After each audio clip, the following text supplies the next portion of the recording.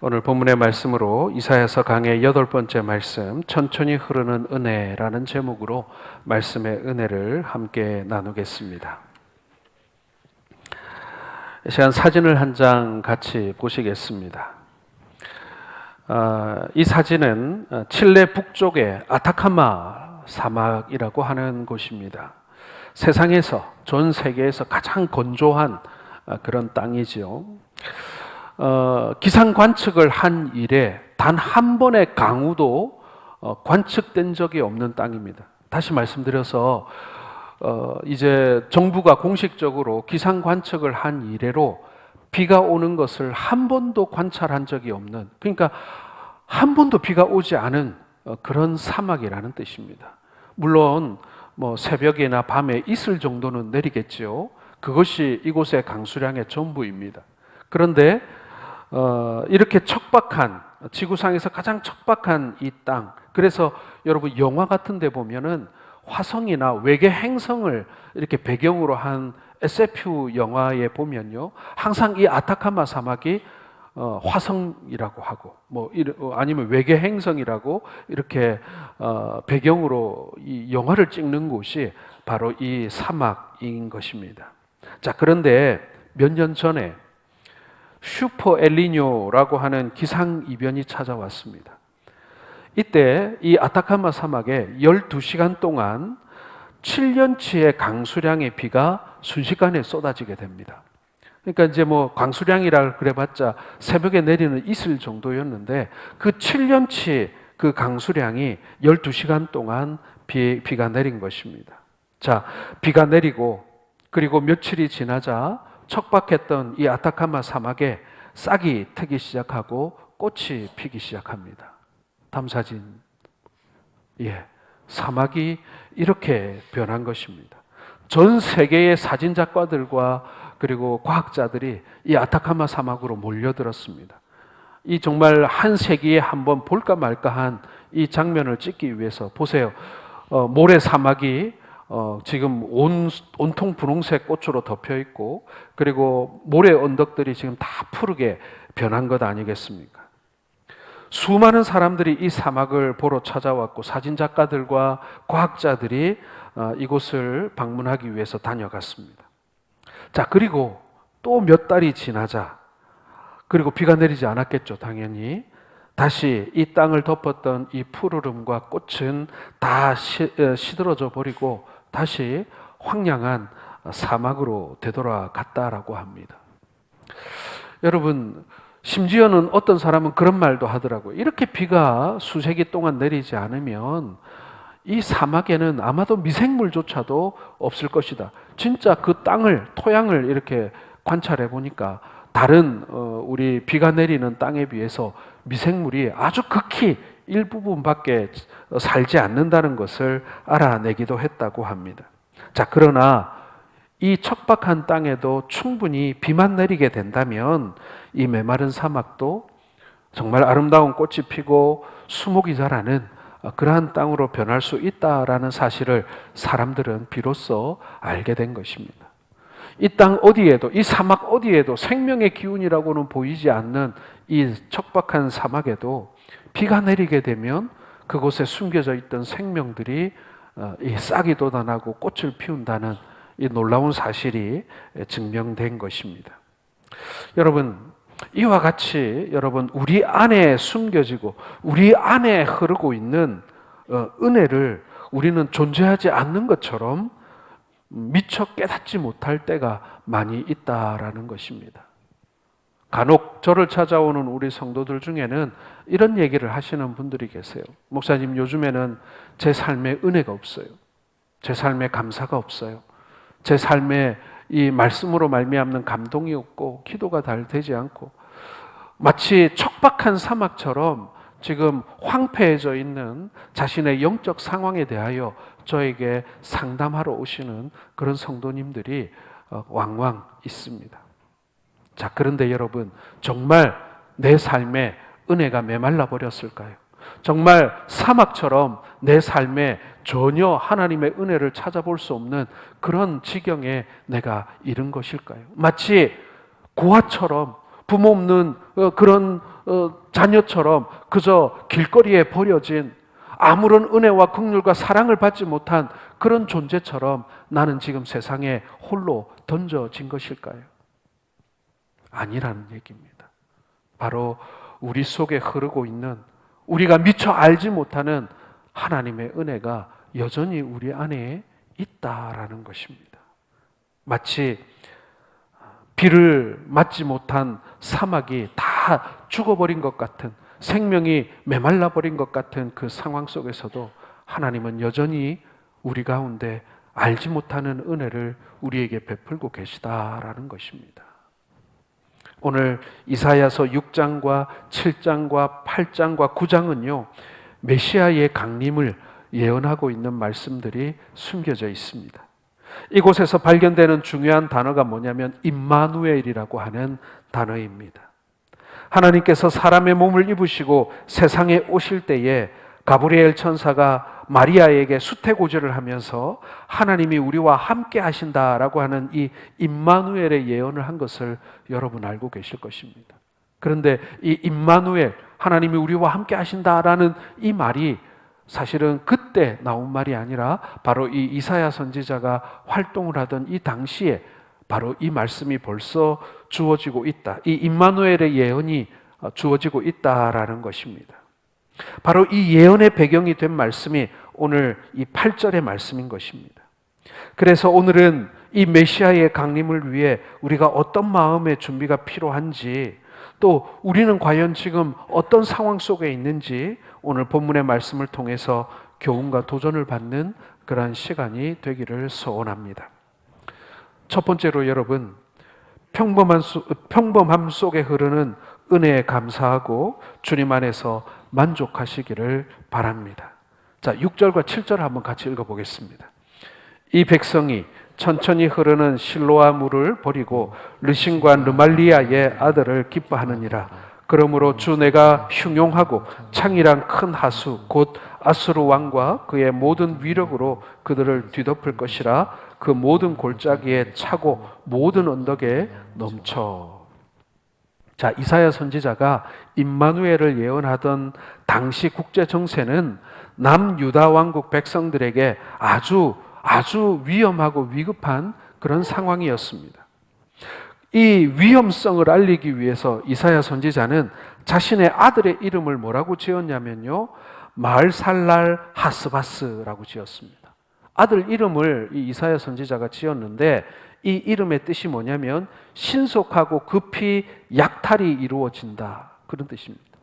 아니, 자기 아들 이름을 이렇게 짓는 아버지가 세상에 어디 있는지 모르겠습니다만은 그만큼 지금 이사야 선지자는 사람들에게 우리가 지금 얼마나 위급한 상황에 놓여 있는지, 우리나라가, 우리 민족이, 그리고 당신이 얼마나 지금 위험한 상황에 놓여 있는지를 알리고 싶어 했다라는 것입니다.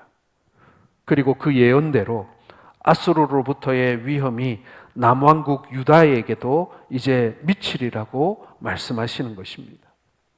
문제는 이 아수르로부터의 위험을 백성들이 잘 모르고 있다라는 것입니다. 재앙이 임박했음에도 불구하고 백성들은 그 재앙이 어디서 오는지, 어떻게 오는지, 왜 오는지 모르고 있더라는 것입니다. 그러면서 오늘 이 말씀을 보면요, 실로아의 물이라는 말이 먼저 등장하고 있습니다. 여러분, 우리가 이거부터 알아야 돼요. 실로아의 물. 실로아의 물은 우리가 잘 알고 있는, 여러분, 실로암이라고 하는 샘 아시죠? 이 예루살렘에 가면 이 성 안에 있는 샘입니다. 성 안에 샘이 딱 두 개가 있어요. 우리로 말하면 이 성 안에, 예루살렘 성 안에 운물이 딱 두 개밖에 없어요. 왜냐하면 이 예루살렘은 돌산 꼭대기에 세워진 그런 도시이기 때문에 물을 구하기가 그렇게 쉽지가 않는데 그 중에 한 샘이 이 실로암 샘입니다. 그런데 실제로 가서 보면요, 이 실로암 샘이 굉장히 작습니다. 야, 이거 가지고 사람들이 다 쓸 수 있을라나 싶을 만큼 조그만한 샘물이기도 합니다. 이 실로암이 작은 샘물이기는 하지만 바위 틈에서 흘러나와 예루살렘의 동편을 끼고 흐르면서 예루살렘에 사는 사람들에게 이 생명수를 공급해주는 이 도시의 젖줄과 같은 그런 역할을 하는 셈입니다. 넉넉하지는 않지만 그러나 없어서는 안 되는 귀한 그런 셈인 것이죠. 자, 그런데 오늘 6절의 말씀을 보면요, 이 백성이 이 천천히 흐르는 실로아 물을 버리고라는 말씀이 나옵니다. 실로아의 물이, 이 샘이 너무 작고 흐르는 물이 너무 적어서 이 백성들이 이 물을 버렸다라는 것입니다. 여러분, 성문을 열고 밖에 나가면 더 큰 우물, 더 큰 샘이 있었겠죠. 사람들이 보기에 이 실로아의 이 흐르는 물은 너무나도 이 보잘것이 없었습니다.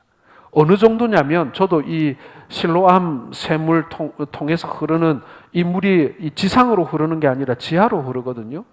그 지하 샘을, 수로를 제가 가봤는데, 여러분 딱 어느 정도로 상상하시면 되냐면, 여러분 우리 시골에 가면 논이 있죠, 논.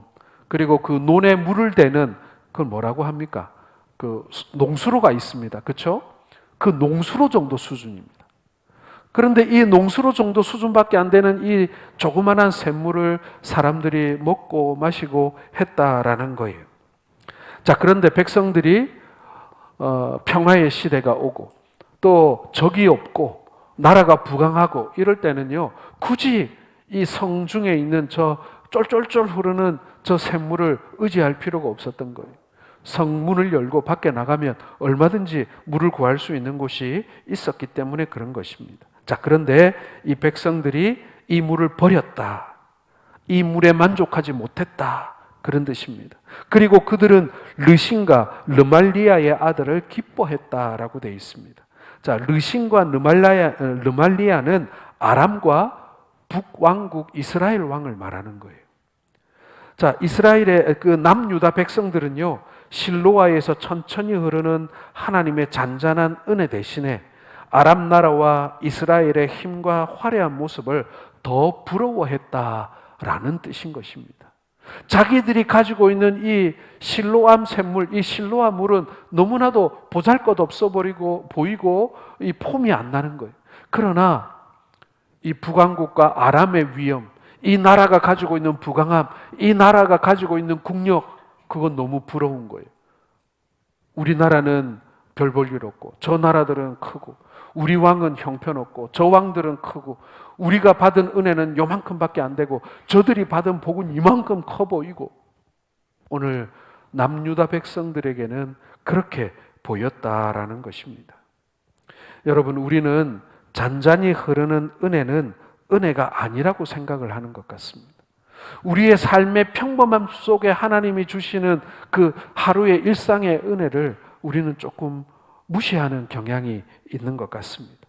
한순간 화려하고 요란하며 뭔가 모르지만 우리를 흥분시켜야 은혜라고 생각하는 것 같습니다. 하지만 여러분, 진짜 은혜는 그런 것이 아닙니다. 잔잔하게 흐르는 실로아의 물이야말로 진짜 은혜인 것입니다. 하나님이 주신 은혜의 물을 작게 생각하고 세상의 물을 크고 좋아하다가는 결국 이 세상의 물이 홍수가 되어서 덮쳐버린다는 거예요. 오히려 그 큰 강이 우리를 망하게 하게 만든다라는 것입니다. 그렇잖아요. 물이 적당히 흐르면 그 물이 우리에게 도움도 되고 먹을 수도 있고 씻을 수도 있고 유용하지만, 여러분 거기에 이 홍수가 나서 큰 물이 되면 어떻게 됩니까? 모든 것을 다 쓸어가 버리죠. 재앙이 되는 것입니다. 때로 하나님의 은혜가 너무 잔잔하고 그리고 보잘것없어 보입니다. 반면에 세상은 힘이 있어 보이고 세상의 무대는 화려하게 보이는 것 같습니다. 그러나 여러분, 그것은 잠깐의 성공이라는 것입니다. 그런 외적인 것에 이끌리면 결국 멸망하게 된다라는 것을 말해주는 것이죠. 저에게 아주 인상에 남는 안타까운 후배가 한 명 있습니다. 착하고 아주 성실한 그런 후배였습니다. 이 친구가 신학교 1학년 때 제가 이제 사역하고 있던 교회의 전도사로 뽑았습니다.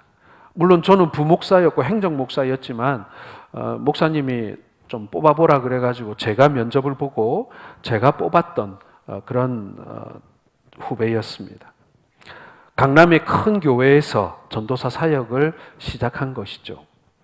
대학원에서 이 MDB를 다 마치고도 또 대학원에 진학해서 석사 과정을 밟았고 정말 강의도 잘했고 그래서 많은 사람들에게 촉망받는 그런 후배였습니다. 성품도 좋고 또 명석하기도 한 그런 후배였던 것이죠. 자, 그런데 저는 헤어졌죠. 저는 다른 교회로 가고 그 친구는 계속 남아서 그 교회에서 사역을 했는데 이 친구가 주식 투자에 손을 댄 것입니다. 지금은 사역도 안 하고 그리고 많이 망가져 버린 그런 삶을 살고 있다라는 소식을 들었습니다. 그냥 그 길을 천천히 꾸준히 걸어갔다면 지금쯤 아주 훌륭한 사역자가 되어 있었을 텐데 이 후배에게는 좋은 자질과 섬기는 아름다운 교회가 있었습니다. 매월 그 직장에서 그러니까 교회에서 주어지는 충분한 생활비가 있었습니다. 그것은 아마도 그 후배에게는 천천히 흐르는 실로아의 물과 같아 보였는지 모르겠습니다. 문제는 그 천천히 흐르는 실로아의 물에 만족하지 못했다라는 것입니다. 투자를 하고 투기를 통해서 흉용하고 창일한 큰 하수를 아마도 경험해보고 싶었던 것 같습니다. 큰 물을 한번 경험해보고 폭포수와 같은 그런 부를 경험해보고 싶었는지도 모르겠습니다. 그런데 그것이 착각이었다라는 것이죠. 여러분, 우리 일상이 지루하게 여겨질 수도 있고 그리고 너무 평범해서 보잘것없이 느껴질지도 모르겠습니다. 그러나 여러분, 우리가 한번 상상을 해봅시다. 전쟁터에 나갔던 군인이 고향에 돌아왔습니다. 집에 돌아왔습니다. 아침부터 저녁까지 아무 별로 할 일이 없어요. 그냥 어머니가 해주시는 밥을 먹고 강아지가 있으면 데리고 나가서 산책시키고 그리고 사람들은 아무런 어려움 없이 길을 걸어 다니고 자기의 일상을 살아가는 그 모습을 보면서 이 군인이 얼마나 행복했을까? 여러분 상상해 보셨습니까? 살아남기 위해서 총알을 어떻게 피해야 되나? 오늘은 살아남을 수 있을까? 누군가를 또 죽여야만 하는 그런 상황이 아니라 그저 너무나도 평범하고 평화로운 일상이 얼마나 큰 축복이라고 생각했을까요? 여러분, 우리의 삶이 그렇다. 우리가 생각한 것보다 우리의 삶은 평범하지만 훨씬 큰 은혜 가운데 있다라는 것을 여러분 기억하시기를 바랍니다. 천천히 흐르는 이 실로아의 물이라는 것은요, 하나님의 잔잔한 은혜, 하나님의 잔잔한 말씀을 상징하는 것입니다. 당시 유다 백성들은 이 실로아의 물을 주신 하나님의 은혜에 감사를 하기보다는 그 감사를 잃어버리고 아람 왕인 르신과 이스라엘 왕인 르말리아의 아들의 힘과 그 화려한 모습을, 그 국력을 더 부러워했다라는 것입니다. 그런 감사가 없는 태도 때문에 결국 하나님의 진노가 임하게 된다라는 것입니다. 여러분, 이 세상에서 가장 저주스러운 마음은 감사가 없는 것 아니겠습니까? 반대로 이 세상에서 가장 복된 마음은 감사하는 마음입니다. 하나님이 가장 기뻐하시는 것은 감사의 마음입니다. 우리는 기도를 능력 있는 기도, 응답받는 기도를 위해서 때로는 때를 쓰기도 하지만 정작 필요한 것은 감사하는 마음을 가지고 함께 기도하는 것입니다.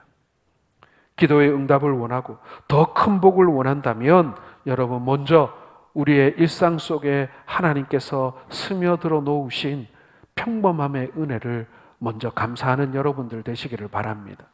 당연할 것처럼 내 옆에 있는 남편, 아내, 그리고 우리의 자녀, 그리고 우리의 부모님을 여러분 감사로 여기시길 바랍니다. 큰 감사로 여기실 수 있기를 바랍니다. 내가 먹는 하루 세 끼의 이 밥, 이것이 여러분 가난하고 굶주린 사람들에게는 얼마나 절실한 복이겠습니까? 지금도 굶주리고 있는 나라, 전쟁 가운데 있는 나라의 백성들에게는 우리가 누리고 있는 이 평범함의 하루, 그리고 평범하게 먹는 한 끼의 밥이 얼마나 그들에게는 큰 축복이겠습니까? 여러분, 우리에게 주어지고 있는 이 당연한 것들을 여러분 감사로 여기시는 우리 성도들 되시기를 주의 이름으로 축원합니다. 두 번째로 여러분, 당연하게 주어지는 하나님의 말씀을 사모하시기를 바랍니다. 16절 같이 읽겠습니다. 너는 증거의 말씀을 싸매며 율법을 내 제자들 가운데에서 봉함하라. 여러분, 천천히 흐르는 이 실로아의 물은 또 한 가지 은혜인데 뭐냐면은 바로 잔잔한 하나님의 말씀을 말씀하는 겁니다. 말씀 중심의 생활. 이렇게 우리가 말을 이렇게 많이 얘기는 합니다만은 너무 단순한 것 같고 식상한 말처럼 들리지 않습니까? 반면에 무엇인가 눈에 보이는 화려한 신앙의 모습이 있다면 더 진짜 같고 더 잘 믿을 것 같은 여러분 그런 생각이 드시지 않습니까? 제 선배 중에 오늘 후배 선배 얘기 많이 하는데 이 선배 중에 이 간증거리가 많은 선배가 있습니다. 이 선배하고 밥을 먹거나 아니면 어디 뭐 수련회 같은 거 가서 하룻밤 자면요 너무 재밌어요.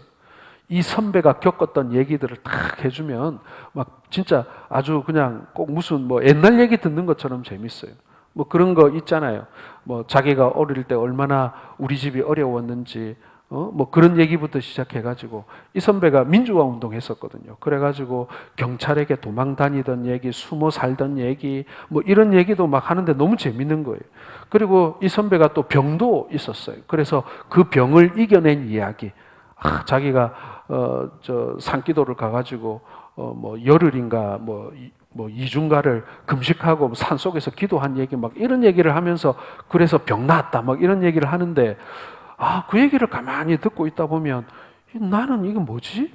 이런 생각이 들 때가 있어요. 저 선배는 저렇게 이 짧은 시간 내에 저렇게 많은 경험과 간증이 있고 막 아주 그냥 막 스펙타클한 신앙생활을 한 것 같아요. 그래서 제가 그런 얘기를 했어요. 선배 너무 부럽다고. 어떻게 그렇게 많은 은혜를 경험하고 그런 이 간증거리가 있는지 모르겠다고. 나는 너무 부끄럽다. 너무 평범하고 너무 순탄해서 부끄럽다. 이렇게 얘기를 했더니 그 선배가 하는 얘기가 너는 그게 얼마나 큰 은혜인지 잘 몰라서 하는 얘기라고. 내가 이렇게 막 재미있게 얘기를 하지만은 내가 과거로 다시 돌아가서 어떻게 살겠냐고 얘기한다면 나는 너처럼 살았으면 좋겠다. 이렇게 얘기를 해 주더라고요. 그렇습니다, 여러분. 우리가 좀 스펙타클한 아주 흥미진진한 우리가 그런 극적인 것을 경험할 수 있는 신앙생활.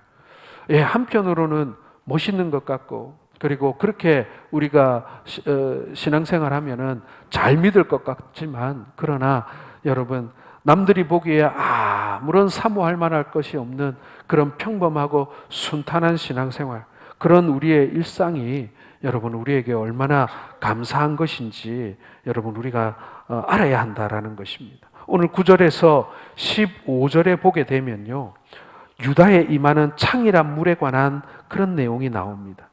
이렇게 막 넘쳐나는 물, 이렇게 막 창이란 이 물은요 앞에서도 살펴보았지만 뭔가 화려한 세상을 상징합니다. 그런 것은 좋아 보이지만 결국 그것으로 인해서 넘어질 수 있다라고 하는 경고의 말씀인 것입니다. 여러분 많은 사람들이 많은 성도들이 이단에 빠지는 이유가 무엇입니까? 그 이단들이 하는 한 번도 듣도 보지 못한 흥미진진하고 신기한 이야기들 때문에 많은 사람들이 이단에 빠지더라라는 것입니다. 우리 교회 목사님한테는 한 번도 들어보지 못한 얘기. 야, 성경을 저렇게도 해석할 수 있구나. 이렇게도 볼 수 있구나. 막 그런 얘기들을 마치 수수께끼 풀어내듯이 막 성경을 막 풀어내주니까 여러분 신천지도 뭘로 출발했습니까? 그 요한계시록 강해 그거부터 시작해가지고 그 신천지가 시작한 거 아닙니까? 사실 여러분 성경에 나오고 있는 이적과 그리고 그런 이 예언들은요 100% 정확하게 이거다라고 하고 이렇게 풀기가 쉽지가 않습니다. 많은 목회자들과 성경신학자들이 신중하게 그 예언을 접근하고 해석을 합니다. 자, 그런데 이 이단들은요 기가 막히게 딱 들어맞게 이거야! 하고 해석을 해줍니다. 그러면 사람들은 그것이 너무나도 신기하고 재미있어서 거기에 빠져 들어가는 것입니다. 여러분, 오늘 하나님께서 우리에게 주시는 이 말씀은요, 많은 사람들에게 어떻게 보면은 만족을 주는 시원한 물과 같이 보입니다만은 그러나 그것이 독극물이 될 때가 있다라는 것입니다. 15절 같이 읽어보겠습니다. 많은 사람들이 그로 말미암아 걸려 넘어질 것이며 부러질 것이며 덫에 걸려 잡혀일 것이니라. 여러분, 우리는 천천히 흐르는 실로아의 물의 은혜가 필요합니다. 바로 하나님의 말씀입니다. 여러분, 매주 이 자리에 나와 여러분들이 하나님의 말씀을 듣습니다. 어떻게 보면 너무나도 평범하고 너무나 다 알 것 같은 그런 말씀을 우리는 듣습니다. 그래서 이사야는 창일한 물에 대한 폐해에 대해서 말씀한 이후에 16절에 뭐라고 하고 있냐면, 너는 증거의 말씀을 싸매며 율법을 내 제자들 가운데서 봉함하라 라고 말씀합니다. 이 말씀은요, 하나님의 말씀을 양피지에 적어 두루마리에 싸서 소수의 제자들만이 듣게 하라라는 그런 말씀입니다. 즉, 불순종하는 자에게는 하나님께서 더 이상 말씀하시지 않겠다라는 것입니다. 이처럼 말씀이 막히는 것처럼 큰 불행은 없죠. 신앙생활에서 말씀이 지겹게 느껴지지만 곧 상처와 불행이 임하게 되고, 말씀이 즐겁게 느껴지며 곧 은혜와 복이 임할 것임에 대하여 말씀하고 있다라는 것입니다. 쉽게 말씀드려서 여러분들에게 평범하게 주어지는 우리가 쉽게 듣고 읽을 수 있는 이 말씀의 가치를 여러분 귀하게 여기시라라는 것입니다. 말씀이 지겹게 생각하면 무엇보다도 본문의 19절의 말씀대로 지절거리며 속살거리는 신접한 자와 마술사를 찾으라는 유혹이 찾아온다라는 것입니다. 자, 19절 같이 읽겠습니다. 어떤 사람이 너희에게 말하기를 주절거리며 속살거리는 신접한 자와 마술사에게 물으라 하거든 백성이 자기 하나님께 구할 것이 아니냐 산자를 위하여 죽은 자에게 구하겠느냐 하라. 여기서 주절거리며 속살거리는 신접한 자, 이 사람들은요, 그럴듯한 말로, 신기한 말로 사람들을 유혹하는 영매를 말하는 것입니다. 여러분, 영매가 무엇입니까? 신접해서 귀신의 말을 하는 사람을 영매라고 합니다. 우리나라의 그 배뱅이 굿하는 무당과 같은 존재인 것이죠. 마술사는 점쟁이를 뜻하는 것입니다. 우리에게 평범하게 주어지는 이 말씀을 지겹게 생각하면 어느새 신비스러운 모습을 한 이단 사설이나 무속 신앙을 찾아가게 된다. 그것이 우리를 유혹하게 된다라는 것입니다. 거기에 귀가 솔깃하게 되는 거예요. 이때 그것을 쫓으면 어떻게 됩니까? 20절과 22절의 말씀을 보게 되면요, 아침빛을 보지 못하고 헤매며 공고하며 줄일 것이며 환난과 흑암과 고통 중에 처할 것이다 라고 경고하고 있는 것입니다. 다시 말씀드려서 우리에게 주어지는 평범한 이 일상과 같은 말씀을, 우리에게 주어지는 이 잔잔한 말씀을 귀하게 여기고 그것을 붙들라라는 말씀인 것입니다. 신기한 말, 이상한 말, 흥미로운 말, 재미있는 말, 그것을 쫓지 말라는 거예요. 여러분, 말씀 중심의 삶을 산다. 이거 정말 쉬운 일은 아닙니다. 평생 재미있는 소설 한 권도 제대로 읽지 않는 사람에게 성경 열심히 읽으라고 하면 얼마나 곤욕스럽겠습니까? 때로는 예배 중에 가만히 앉아서 말씀 듣는다는 것이 따분하게 느껴질 수도 있습니다. 그런데 다행히도 이 말씀이 나의 남은 자존심을 건들고 나의 마음을 불편하게 하고 혹 나의 마음을 찌른다고 한다면 그것은 여러분, 나의 상황과 나의 생각과 하나님의 말씀이 충돌하는 것입니다. 그것은 곧 이 말씀이 내 삶에 도전이 되어지고, 그리고 딱딱해져 있는 내 마음의 문을 이 말씀이 지금 두들기고 있다, 부수고 있다라는 뜻인 것입니다.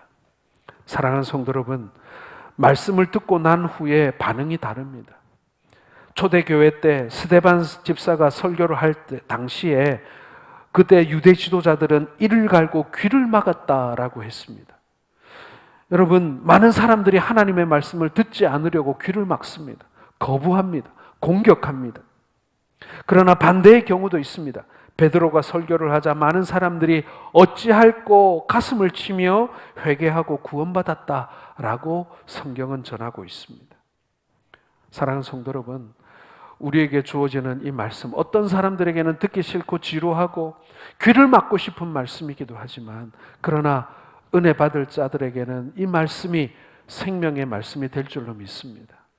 이 평범하지만은, 그리고 쉽게 내가 들을 수 있는 이 말씀이 여러분 우리에게 얼마나 귀한 말씀인지를 여러분 기억하시기를 바랍니다. 그리고 그 말씀을 귀하게 여기시기를 주의 이름으로 축원합니다. 마지막 세 번째로 여러분, 넉넉하게 기다릴 줄 아는 마음이 필요합니다. 17절 같이 읽겠습니다. 이제 야곱의 집에 대하여 얼굴을 가리시는 여호와를 나는 기다리며 그를 바라보리라. 천천히 흐르는 실로아의 물은 폭포수처럼 흘러내리는 물은 아닙니다. 그러나 하나님의 진짜 은혜는 오래 걸려서 오는 경우가 많습니다. 여러분, 이스라엘을 방문해 보면요, 엔게디라는 곳을 꼭 가게 되어 있습니다. 정말 유대 광야, 그 척박한 그 사해 바닷가, 그 아주 척박하고 그리고 이 건조한 그 지역에 이 엔게디라고 하는 샘이 있어요. 거기서 꼭 가봐야 된다 그래요. 거기 국립공원이라 그래요. 그래서 저도 버스를 타고 거기 갔습니다. 아이고, 국립공원 말도 안 됩니다. 우리나라에 흔하디 흔한 그 계곡만도 못합니다. 우리 저기 울진이나 영덕으로 쭉 올라가다 보면 뭐 온갖 좋은 계곡들이 다 있지 않습니까? 거기는 비교가 안 됩니다. 거기에 10분의 1도 안 됩니다. 그런데 거기를 국립공원으로 정해놓고 거기서 막 사람들이 그 물이 좋다 그러고 막 거기에 발 담그고 막 물놀이 하고 그러더라고요. 우리나라 계곡에 10분의 1도 안 되는 그 또랑 같은 물을 말입니다. 그런데 왜 가치가 있는 것입니까? 예, 광야 한가운데 있기 때문에 가치가 있는 것입니다. 여러분, 우리의 척박한 삶 가운데 하나님이 주시는 말씀에 가치가 있는 이유가 무엇입니까? 그만큼 세상이 척박하기 때문에 그런 것입니다. 이사야가 그랬습니다. 본문 18절 말씀을 보면요, 이사야는 비전을 가지고 특별히 두 자녀를 통한 하나님의 비전을 보았습니다.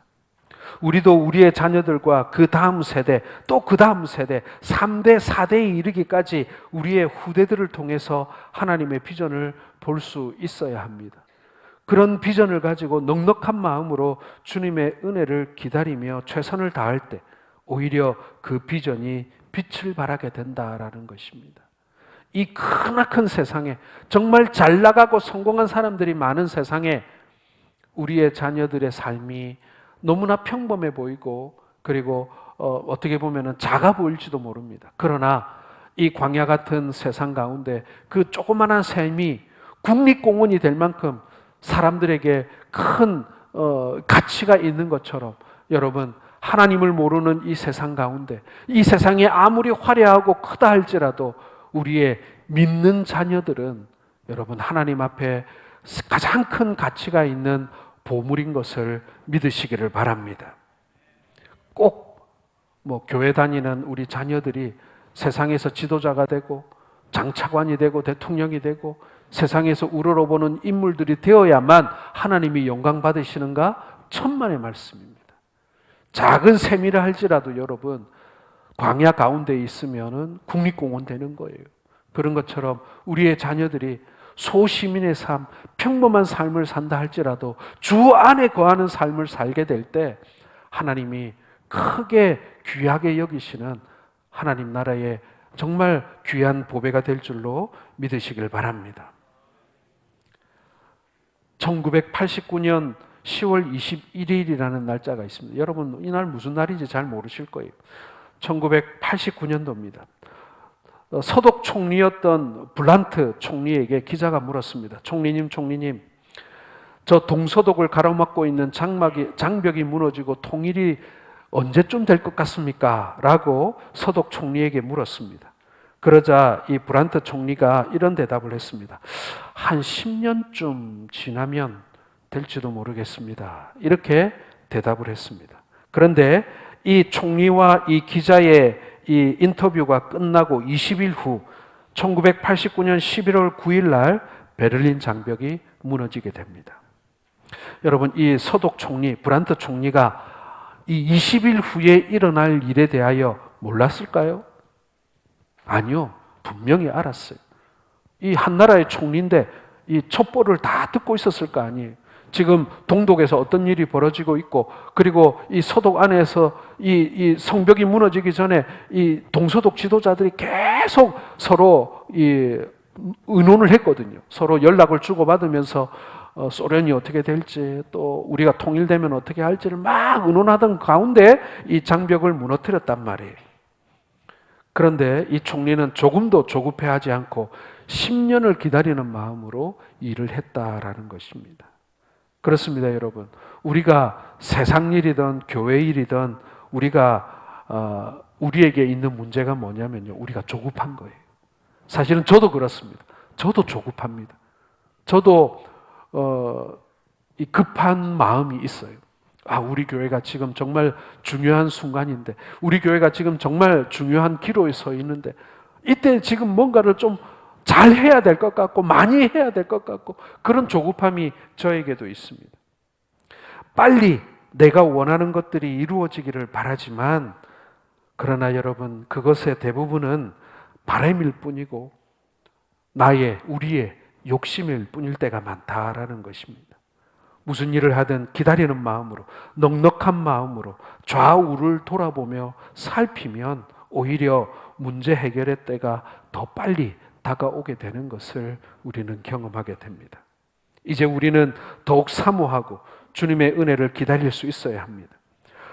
그리고 우리의 기다림의 대상이 주님이라는 사실이 얼마나 여러분 복된지 모릅니다. 사람들은 여러 종류의 복을 기다립니다. 어떤 사람은 복권이 되기를 기다리고, 어떤 사람은 승진을 기다리고, 어떤 사람은 내 장사가 잘 되기를 기다리고 말이죠. 사람들은 어떤 식으로든 간에 무언가 나에게 획기적인 전기가 오리라, 어떤 복이 임할지 모르고 기다립니다. 그러나 우리 믿는 자들에게는 바로 예수 그리스도, 우리 주님이 우리의 복임을 여러분 믿으시고 그분을 기다리시는 우리 성도들 되시기를 바랍니다. 그때 하나님께서 우리에게 큰 은혜를 주신다라는 것입니다. 이제 말씀을 맺겠습니다. 오늘 우리는 천천히 흐르는 은혜라는 제목으로 말씀을 나누었습니다. 실로암은 아주 작은 연못이고 실개천입니다. 예루살렘 전체를 먹일 만큼 충분한 물입니다. 그럼에도 사람들은 이 실개천의 은혜에 만족하지 못합니다. 실개천보다는 폭포수가 좋고, 그리고 큰 강물을 사모합니다. 그런 은혜를 원합니다. 그런 말씀을 원합니다. 그래서 잘못된 폭포수를 찾아가고 잘못된 강물을 퍼마십니다. 그러나 그것이 멸망의 길일 수 있고, 우리에게 주어진 작은 실개천과 같은 하나님의 그 은혜가 진정 우리에게 생명수가 된다라는 사실을 우리는 모를 때가 많이 있습니다. 오늘 이사야 선지자가 이스라엘 남유다가 지금 공경에 처한 것을 보면서 획기적인 하나님의 도우심이 아니라 바로 실개천처럼 흐르는 그들의 삶 속에 스며들어 있는 하나님의 작은 은혜에 먼저 감사할 줄 알아라. 그것이 우리가 사는 길이라고 가르쳐 주고 있는 것입니다. 여러분의 일상 중에 하나님이 베푸신 은혜를 여러분 기뻐하고 감사하는 우리 모든 성도들 되시기를 주님의 이름으로 축원합니다.